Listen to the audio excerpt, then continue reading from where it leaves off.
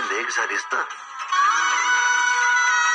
तर मग मालिकेच्या पुढील भागात आपल्याला बघायला मिळणार आहे की रविराज सांगत असतो की आम्हाला कधीही वाटलं नाही की तन्वी आमची खरी मुलगी आहे. तर सायली त्यांना समजवत असते की तुम्ही असा विचार करू नका, तुम्ही आई बाबा म्हणून तुमचं कर्तव्य पार पाडलं आहे.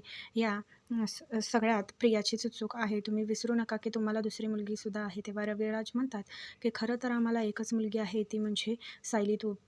प्रतिमा म्हणते की मुलगी आपल्या आईवर कसं प्रेम करते हे तुझ्याकडून मला कळले. रविराज म्हणतो की सायली सगळ्यांना सांभाळून सांभाळून घेते, निस्वार्थ प्रेम करते.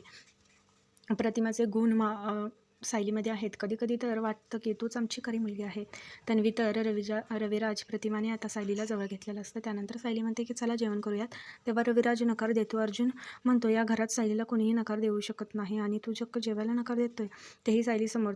रविराज घाबरून आता प्रतिमाला म्हणतात की तुझ्या पोरीने डोळे वटारलेत, चल आपण जेवण करून घेऊयात.